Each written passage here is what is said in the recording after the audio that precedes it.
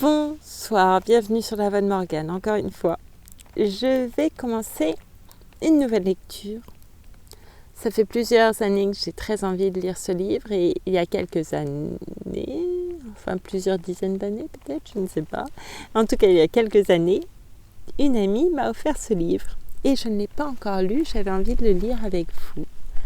Donc voilà, je vous remercie beaucoup pour votre écoute. Et je vous dis à tout à l'heure après cette lecture. Il y a des mots que je ne saurais pas prononcer, mais peu importe. Je ferai de mon mieux, comme d'habitude. Je vous remercie encore. À tout à l'heure. Vigdis la farouche, Sigrid Undset. Premièrement, il y avait en Islande un homme du nom de Veterlid qui venait du Hotsfjord. Il s'en allait souvent faire du négoce au loin pendant l'été. Son neveu, Oxon, fils de sa sœur, s'appelait Giot. C'était le fils de Gissur Oxon de Skomedal, qui fut assassiné alors que Giot n'était encore qu'un enfant. Veterlid se chargea de venger Gissur et en tira grand honneur, mais ceci est une autre histoire. La mère de Giot s'appelait Stenvor. Elle mourut très tôt. Giot fut élevé chez Thorbjorn Haleg à Air. Plus tard, il vint auprès de Veterlid qu'il aimait comme son propre fils. Très vite, Giot fit preuve d'autant de maturité qu'un homme fait.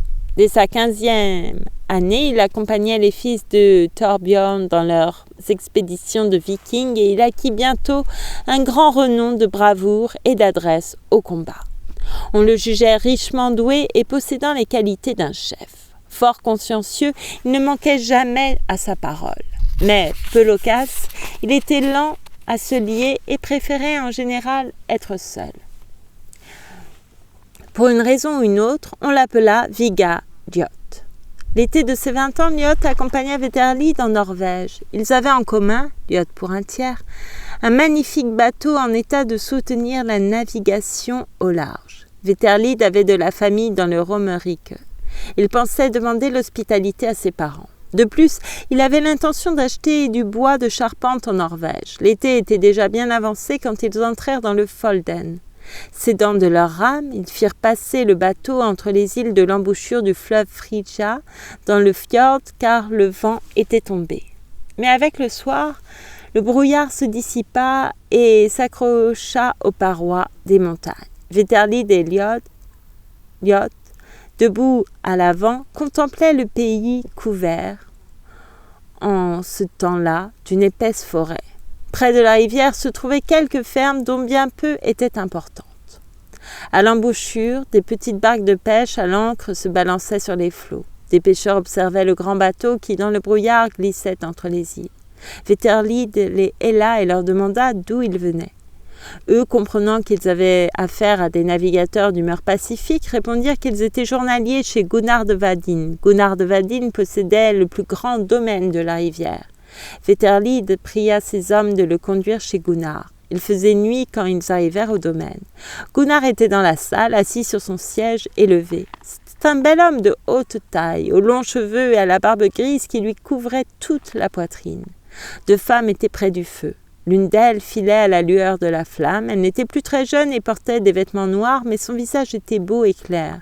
L'autre, une très jeune fille, se tenait assise, les mains jointes, inoccupée. Veterlid s'avança pour saluer le maître du domaine et avant même qu'il n'eût fini d'expliquer ce qui l'amenait, Gunnar se leva et leur souhaita la bienvenue à lui et à ses gens et il dit aux femmes d'apporter à manger et à boire. Elles se levèrent, l'aînée appela les servantes et se mit elle-même à vaquer aux préparatifs du repas, ne cessant d'entrer et de sortir, mais la plus jeune, debout près du feu, se contentait de regarder les étrangers. En la voyant mieux éclairée, ils s'aperçurent qu'elle était fort belle, svelte et bien bâtie. Elle avait la poitrine haute, de grands yeux gris et des cheveux qui lui tombaient jusqu'aux genoux. Ses cheveux étaient brillants et épais, mais d'un blond foncé. Des bagues ornaient ses longues mains blanches. Elle était vêtue d'une robe de laine couleur rouille, richement brodée. Un ruban d'or nouait ses cheveux et elle portait plus de bijoux et d'anneaux qu'il n'est d'usage pour une femme un jour de semaine. À ce moment, l'autre femme arriva, portant une grande corne pleine d'hydromel qu'elle mit entre les mains de la jeune fille en disant « C'est à toi, Vigdis, qu'il convient de souhaiter la bienvenue dans ce domaine. » Celle qu'on appelait Vigdis prit la corne et passa le long des bancs, offrant à boire d'abord à Wetherlid puis à tous les autres hommes. C'est Liot qu'elle aperçut le dernier. Liot s'était d'abord assis au bout du banc près de la porte, mais ensuite il s'était rapproché du feu, car il était mouillé. Il retenait d'une main le manteau dont il s'était enveloppé. Sa chevelure noire lui couvrait le front, aussi Vigdis ne vit-elle guère de son visage que les yeux bleus foncés profondément enfoncés dans leurs orbites. Quand la jeune fille lui tendit le hanap, il lâcha le manteau et, tout en buvant, regarda Vigdis par-dessus la corde. Il parut qu'elle n'appréciait pas cette façon de la dévisager, car elle ne lui parla pas, et, reprenant le hanap qu'il lui tendit, s'en alla vers le banc et s'y assit. Liot s'assit également de façon à voir Vigdis. Quelques instants plus tard, elle jeta un coup d'œil de son côté et rencontra son regard. Elle se détourna et rougit. Mais peu après, elle releva la tête et le fixa jusqu'à ce qu'il baissa les yeux. On apporta alors un repas si richement servi qu'on aurait pu le qualifier de banquet. Gunnar exprima l'intention d'envoyer ses valets au rivage pour ramener l'équipage du bateau. Il disait que ces gens pourraient veiller sur le bateau cette nuit.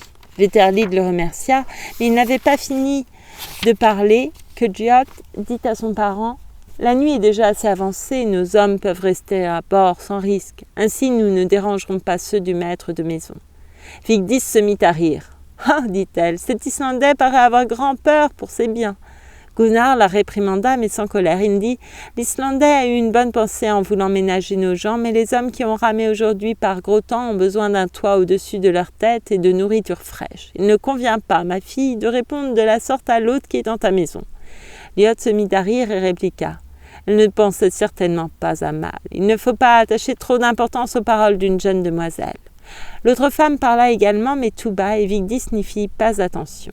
Elle se contenta de sourire, assise sur son banc. Gunnar envoya alors ses gens au rivage et les autres mangèrent et burent. La conversation porta sur le vilain temps gris qui régnait ces derniers temps. Le maître du domaine en avait aussi souffert grand dommage car la moisson était prête à être fauchée. Gunnar dit « Dans ma jeunesse, je m'en allais aussi en mer pendant l'été et je détestais plus que tous les jours de pluie, de brouillard et de calme plat. » Liot répondit à ces paroles par un chant. Tu as dit vrai, ô Gunnar, au cordial accueil. La soirée était sombre, les filles de Rance sommeillaient, il n'est guère réjouissant de jouer avec elles, il est doux de prendre du repos chez un hôte amical. Des déesses parées de bijoux mettent la table, jamais je n'en vis de plus belle en ce monde, c'est auprès d'elle, la plus belle que je me suis plu à m'asseoir ce soir et à échanger de plaisants propos. Il dit ces derniers vers à voix plus basse et Gunnar, qui commençait à avoir un peu trop bu, n'y fit pas attention. Mais Wetherlid s'en aperçut et il se mit à entretenir Gunnar du but de son voyage. Peu après, Vigdis monta avec les femmes dans sa chambre. Quand les hommes se furent couchés, Wetherlid dit à Liot qu'il partageait avec lui un lit clos. « Je ne comprends pas ta manière d'agir, mon fils. Cela ne fait pas bon effet alors que Gunnar nous reçoit avec tant de générosité que dès le premier soir tu adresses des poèmes à sa fille. » Liot ne répondit rien. Wetherlid ajouta « Je ne m'étais pas encore aperçu que tu fusses un homme auquel plaisent les femmes. Mais j'ai vu tes yeux qui se posaient sur Vigdis toute cette soirée. Nos longs voyages en mer n'auraient servi à rien si tu perdais la tête à la vue d'une femme. » Cette fois encore, Liot ne répondit rien, mais il tourna le dos à Wetherlid et fit mine de dormir.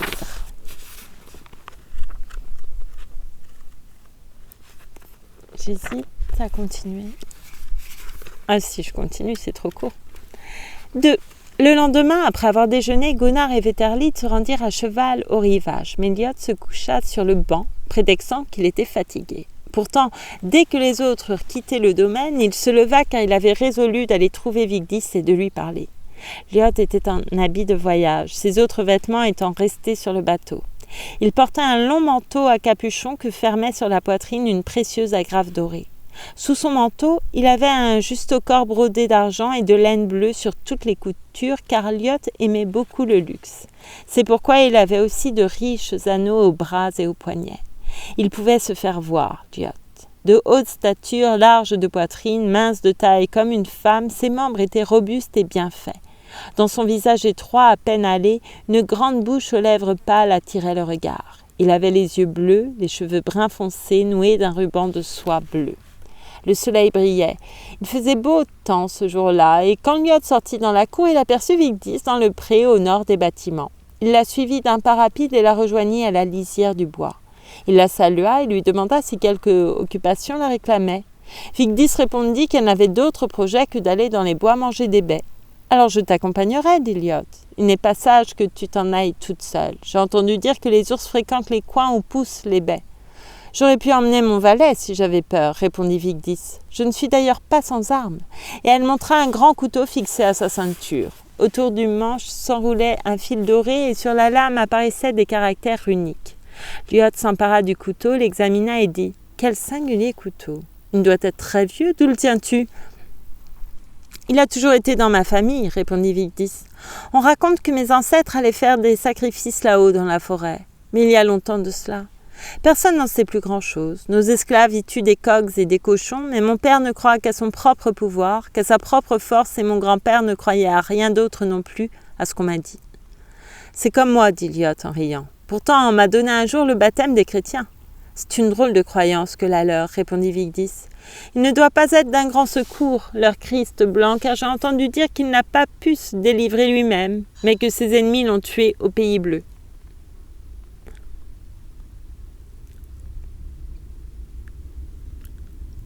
Je ne sais pas exactement ce qui s'est passé, reprit Lyot. Et je ne crois pas non plus beaucoup à son pouvoir, mais voici ce qui m'est arrivé à moi. Il y avait un homme de mœurs pures qui vivait au sud du Danemark. Il est venu à mon aide et a guéri une mauvaise plaie que j'avais à la jambe. Il ne voulut accepter aucun salaire et je me suis fait baptiser pour ne pas le contrarier. « Tu as sans doute beaucoup voyagé, dit Vigdis. Mais comment se fait-il que tu ne sois pas allé avec ton parent voir ce que l'on transporte du bateau? Il faut bien que tu aies toi aussi quelques butins à bord, sinon pourquoi t'appellerait-on Vigal, Lyot? Oh, j'ai bien gagné quelque chose d'assez précieux, dit Lyot, mais il me semble que ce que j'ai l'intention d'obtenir est plus précieux encore. C'est possible, riposta Vigdis. On prétend que les Islandais sont avares de leurs biens, mais prodigues de leurs paroles. Lyot reprit. J'ai toujours entendu dire que tout homme aime être riche, mais on ne m'a jamais dit que j'étais avare. Vigdis se mit à rire et dit « Il ne faut pas attacher trop d'importance aux paroles d'une si jeune fille. Je crois vraiment que tu me détestes, Vigdis. Tu ne m'as pas accordé un seul regard depuis que nous nous sommes rencontrés. » Vigdis répondit « Il n'est pas d'usage dans le pays de trop regarder les étrangers. » Lyot se mit à rire. « Mais tu n'as certes pas orné ta chevelure d'un cercle d'or pour te cacher derrière tes servantes, Vigdis. Pourquoi ne porterais-je pas l'or que me donne mon père ?» Ils étaient parvenus au lieu du sacrifice situé dans une clairière. La forêt l'encerclait étroitement. Autour du rocher du sacrifice, on avait dressé des pierres, mais plusieurs d'entre elles gisaient renversées et, dans toute la clairière jusqu'au sommet du monticule, croissaient de petits chênes, des bouleaux et des sorbiers. Entre les amas pierreux s'élevaient des hampes de fleurs rouges dont quelques-uns grainaient déjà. Le vent emportait leur blanc duvet floconneux qui se posait sur les vêtements et les cheveux de Vigdis et de Lyot. Tout en marchant, elle secoua sa robe et sa chevelure. Lyot dit à Vigdis tandis qu'il mangeait des baies. « Mon oncle songe à demander à Gunnar de nous héberger tout le temps que nous serons en quête de bois de construction. Mais peut-être aurais-tu plaisir à nous voir partir aussi vite que nous sommes venus, car je crois que tu ne nous aimes guère. » « Mon père choisit lui-même ce qu'il reçoit au domaine, répondit Vigdis. Il n'a pas l'habitude de me demander mon avis, mais il me laisse prendre les décisions qui me concernent. Je me l'imagine sans peine, fit Lyot en riant. Tu as plutôt l'air décidé, on le dit. Mais toi, tu me parais être un garçon entreprenant. J'en ai la réputation, dit Lyot. Tu ne penses cependant pas que nous soyons ennemis, nous deux. Cela n'en a pas trop l'air, répondit Vigdis, et ils s'assirent sur le rocher et mangèrent des racines de polypote que Vigdis avait déterrées. Quand ils se levèrent, Vigdis oublia son couteau. Lyot le ramassa sans qu'elle s'en aperçût et le cacha dans sa poitrine. Puis ils rentrèrent ensemble en échangeant des propos plaisants dans une parfaite entente. 3. Vertelid acheta du bois à Gunnar. Gunnar ne voulut pas faire payer leur séjour aux Islandais. Il les pria au contraire de rester chez lui tant qu'il leur plairait, et quand Vertelid parla de son intention d'aller plus loin, Gunnar objecta que rien ne pressait.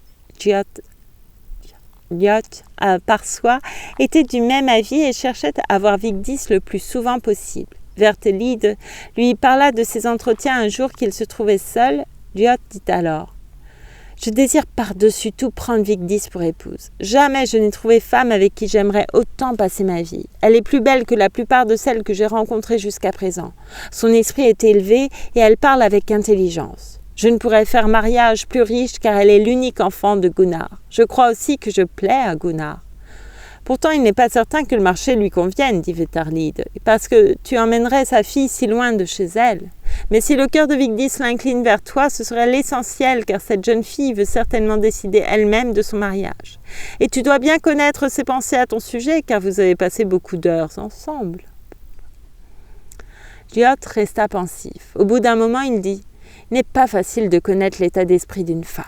Parfois, il m'a semblé qu'elle m'aimait bien, mais elle est prompte à la colère et les douces paroles sont peut-être trompeuses. » « Je ne puis croire qu'il y ait quelque tromperie en Vigdis, reprit Vertelide. Mais la fille est jeune et il se pourrait qu'elle se courbât à regret la tête devant un époux. Elle me paraît fort obstinée. Je te conseille donc de poursuivre ton dessein avec toute la patience et la discrétion convenables. Nous allons partir pour le nord et faire visite à nos parents. À ton retour, on verra bien quel sentiment elle éprouve pour toi et si ton absence lui aura été pénible. » Mais Liot rétorqua « Je ne m'en irai pas d'ici avant de savoir ce qu'il adviendra de cette affaire. »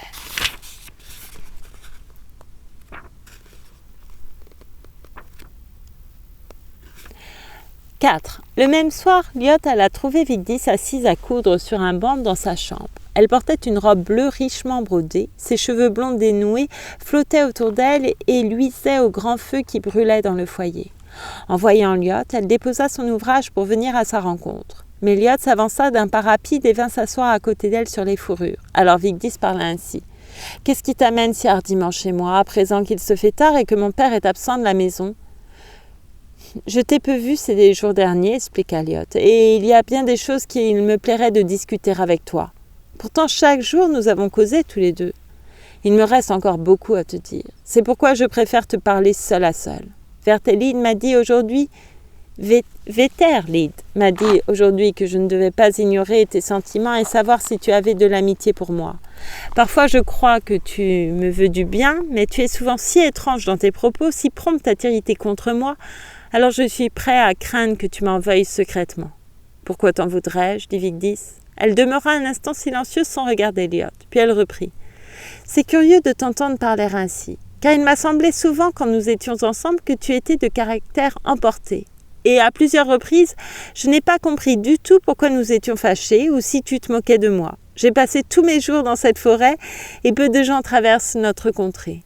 Mais toi, tu as circulé dans les pays lointains et vu bien des choses. C'est vrai que parfois j'ai été en colère contre toi. Je n'ai pas l'habitude de causer avec des femmes, dit Liot lentement. Mais je n'en ai jamais rencontré une avec qui je me plaise autant qu'avec toi, et pas davantage une autre auprès de qui je voudrais vivre. Comme Vigdis ne répondait pas, il ajouta « Si la chose te convient, je demanderai ta main à Gunnar, et je te prendrai pour épouse. » Vigdis ne disait toujours rien. Mais alors Liot lui entoura le cou de ses bras et la baisa sur la bouche. La jeune fille ne le repoussa pas. Il s'enhardit et la prit sur ses genoux. Au même instant, elle fondit en larmes et, le repoussant, courut s'asseoir sur l'escabeau devant le foyer. Toute sa chevelure l'enveloppa comme d'un voile que la flamme faisait étinceler. Liot pensa que plus beau spectacle ne s'était jamais offert au regard d'un homme. Il s'approcha de Vigdis et, la main posée sur la barre de la lucarne, il la contempla en silence, puis il dit « Malheureux suis-je de t'avoir fait pleurer, toi la plus belle des femmes. Mais réponds, je te prie, à la question que je t'ai posée. »« Accorde-moi un peu de temps, supplia Vigdis. Va dans ta famille dans le haut pays, puisque telle était ton intention, et quand tu reviendras ici où ton bateau est amarré, je te répondrai. Je suis portée à croire que ma réponse sera telle que tu le désires, mais je m'en irai bien loin de mon père et le laisserai seul. Je trouve aussi que tout cela est arrivé bien vite. » « Pas si vite que cela, s'écria Liot. Il y a déjà 3 semaines que je suis ici. Je ne sais quelles sont les puissances qui décident du destin des hommes, mais les normes ont mêlé étroitement les fils de nos destins. J'en ai été certain depuis le jour où nous nous sommes parlé au lieu du sacrifice. » Vigdis s'écria. « Je vois à ton visage que tu es fâché. Songe que je suis jeune et il est bientôt pour moi de penser au mariage. » Lyot se détourna et voulut quitter la pièce. « Oh, nous sommes bien assez vieux pour nous marier, mais je m'aperçois que tu ne sais pas ce que tu veux. » Vigdis se leva, alla vers lui et dit « Attends donc quelque temps, comme je t'en ai prié. Je désire vraiment que tu ne m'aies pas demandé en vain. Mais il me semble que je te connais bien peu encore, et si tu m'emmènes, ce sera bien loin de tout ce qui est mien. » Là-dessus, elle lui entoura le cou de ses bras et l'embrassa, puis le repoussant vers la porte, elle le pria de s'en aller.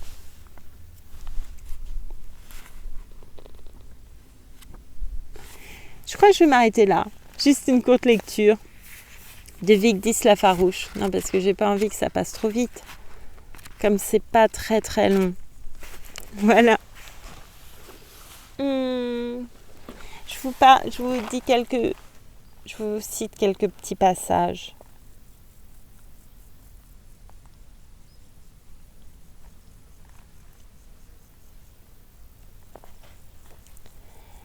Passage de Un homme pareil aux autres.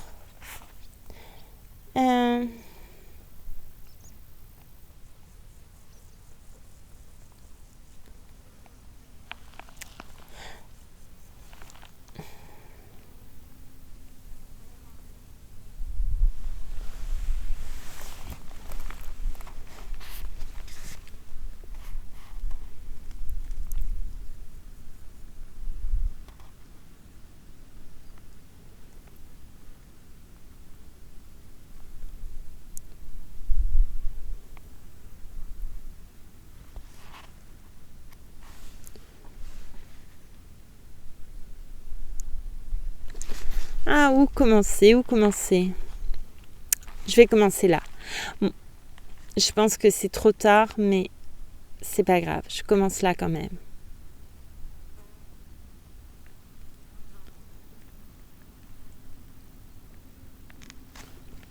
Non, attendez.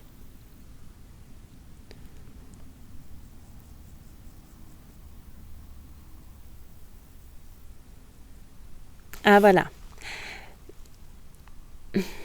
Bon, je commence là. Je me suis arrachée à la douceur d'une vie que je ne dois pas connaître, parce que mon vilain visage noir, tout noir, me l'interdit, et parce qu'il est à blâmer celui qui, le sachant, se prépare l'inutile amertume des futurs regrets. Voici Veneuse une fois de plus dans la lune, fait Coulonge, me prenant à bras le corps. Quel rêveur incorrigible! C'est un type, vous savez, que mon vieil ami Veneuse. Il ne sort de ses bouquins que pour couvrir de griffonnage son carnet de route. Car il tient un carnet de route, le bougre. Le connaissant comme je le connais, ça ne m'étonnerait pas qu'il y eût consigné les propos définitifs que nous échangeons, les uns et les autres, depuis le début de la traversée.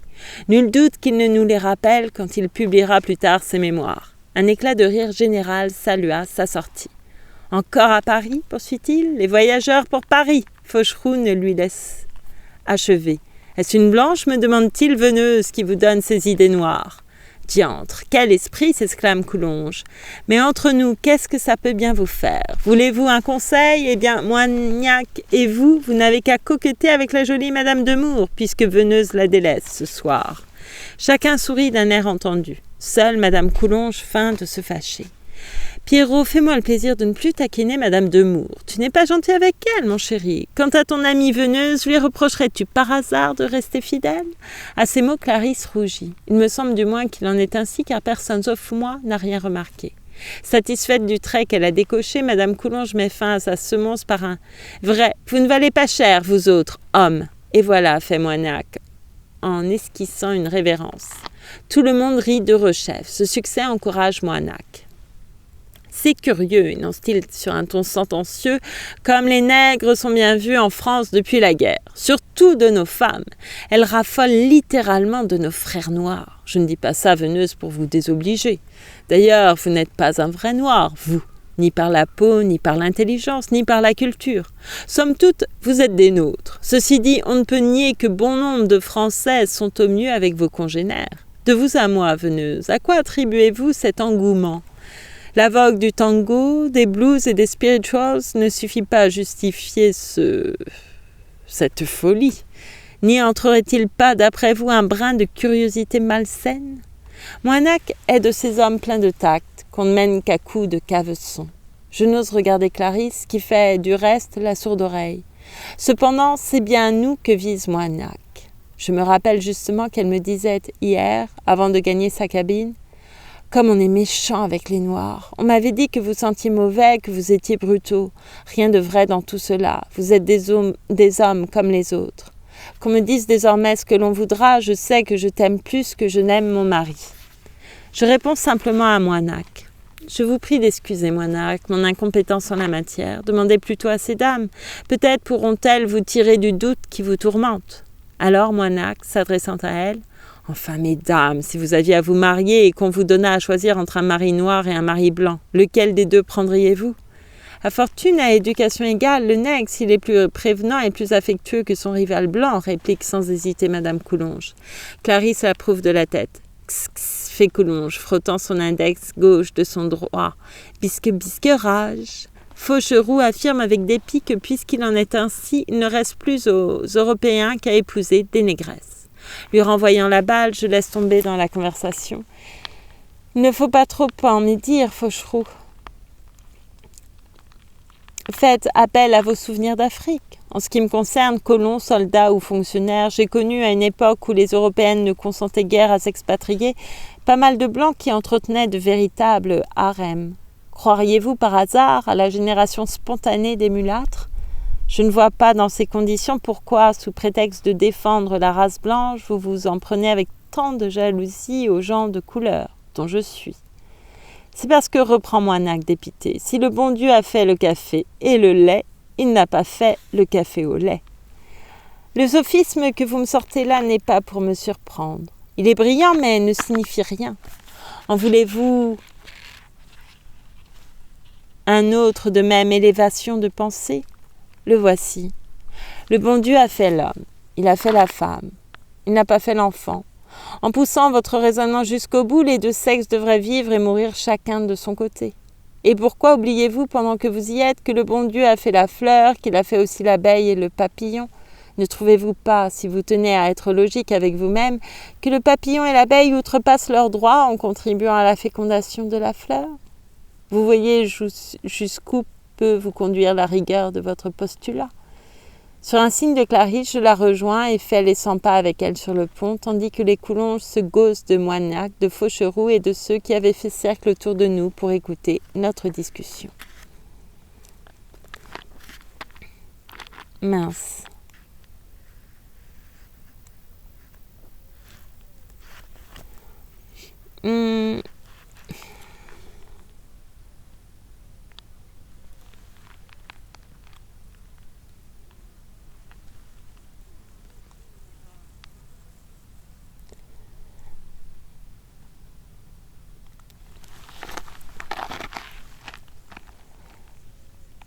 Les Coulonges viennent à nous. Nous allons au-devant d'eux. Les deux femmes s'embrassent. Coulonge m'a pris par l'épaule. Moignac et Faucheroux sont déjà partis. À notre tour. Nous allons vous laisser tomber. Que lui répondre ? Il a du chagrin. Moi aussi. La vie va nous séparer une fois de plus. Nous n'y pouvons rien. Allons, allons, me fait-il. Faut pas s'en faire, mon ami. Il y en a pas content. Toi, il y en a content quand même. Et les appelant. Madame Demour, Mado, approchez qu'on vous cause, comme on dit dans le peuple. Alors il me bloque les mains et d'un seul jet lâche cet aveu. Veux-tu que je t'aide à prendre ton mal en patience ? Tu veux ? Eh bien sache, vieille branche, que ma femme et moi nous souffrons du même mal qui te dévore. La France nous manque. Du geste, il me montre hommes et femmes, nos compagnons de route. Eux, ça leur est bien égal, ils s'en fichent et ont bien raison. Philosopharie. Non, vivre d'abord, puis brusquement. Allons, vieux frère, il faut que je m'en aille. La pétrolette nous attend. Adieu, Jean. Madame Demour, je vous le recommande. Il faudra me le distraire de toutes les façons. Vous m'entendez ? De toutes les façons. Excusez-moi. Je ne taquine que ceux que j'aime bien. Or, vous me plaisez, parce que vous êtes l'ami de mon ami. Bonne santé, madame. Bon séjour aussi. Bonne santé, veneuse, et bon séjour. De temps à autre, donne-nous de tes nouvelles, ça nous fera plaisir. Il ne faut plus se perdre de vue puisqu'on s'est maintenant retrouvés. Mais si. Et puis écoute encore, dis à ton André que tu l'aimes. Ah, zut, excusez-moi, Madame Demour, si je vous fais malgré moi de la peine. Je suis si émue que je bafouille, m'embrouille et mets les pieds dans le plat. Vous êtes mariée, n'est-ce pas ? Vous rejoignez votre mari ? Vous partis, Veneuse sera de nouveau seule, vous l'oublierez. C'est la vie. Il faudra bien qu'il songe à se créer un foyer à son tour, un foyer solide, un vrai. Alors, Veneuse, n'est-ce pas? Tous tes espoirs se tourneront vers Paris. Seulement, il ne faudra plus que tu continues à remuer tes scrupules. Crois-moi, l'amour supprime toutes les barrières, même raciales. C'est lui le seul pacificateur, le seul colonisateur, le seul civilisé. En un mot comme en cent, c'est lui et lui seul qui confèrent les seuls vrais droits de naturalité. Nous sommes dans les bras l'un de l'autre. Au revoir, vieux. Au revoir, Veneuse. Il pousse sa femme vers moi. Tiens, embrasse-la, c'est une bonne fille. Prends un peu de France sur ses joues. Elle a beaucoup d'affection pour toi parce que tu le mérites et parce que, ne te fâche pas, Colorado, si tous les Blancs te ressemblaient, vivre avec eux serait un plaisir. Je les mène jusqu'à la coupée. Clarisse nous suit les yeux rouges. Ils descendent l'échelle, sautent dans la pétrolette, lèvent les yeux pour voir où nous sommes. La pétrolette s'éloigne vers Conakry en remorquant des barcages chargés à ras-bord. Ils nous font signe de leur mouchoir. Clarisse les salue de la main, moi en agitant mon casque. Maintenant, on ne les distingue plus. Le train de bateau, là-bas, est devenu un point minuscule. Ils doublent la jetée. Plus rien. Ils sont partis. Je suis seule. Seule, malgré Clarisse. La sirène mugit longuement. On lève l'ancre. Le paquebot tressaille, vire de bord, se met en marche. Les îles de l'Os s'effacent. Il fait chaud. Il fait lourd, la mer bleue succède à la mer verte, nous avons repris le large. Petit départ, larmes nouvelles et nouveaux regrets. Rien ne pourra traduire votre tristesse parce qu'à chacun de vous, dépassé l'escale, on sent qu'un peu plus de France s'en est allé.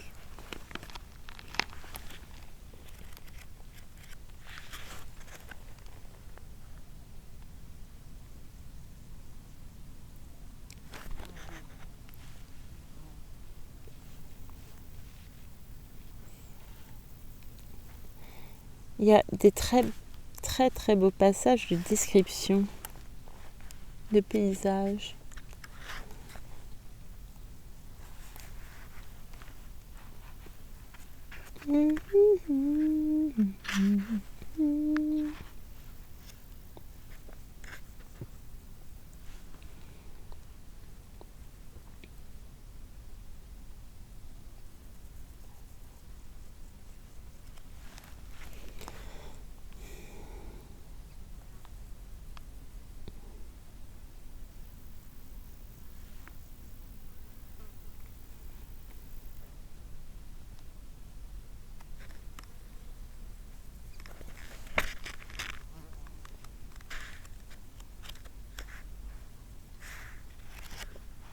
J'avais sélectionné plein de passages et en fait, je sais pas, j'ai pas trop envie de les lire. Là, tout de suite.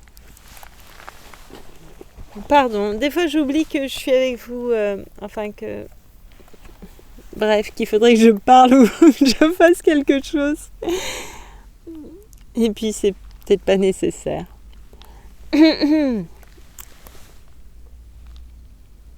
J'avais une chanson, mais j'ai pas les paroles avec moi et je les connais pas bien. Je les connais pas assez, en tout cas. Bientôt. Voilà. Je vous remercie beaucoup pour votre écoute et je vous dis à très bientôt pour une prochaine lecture. Faites bien attention à vous surtout. Merci encore et à bientôt.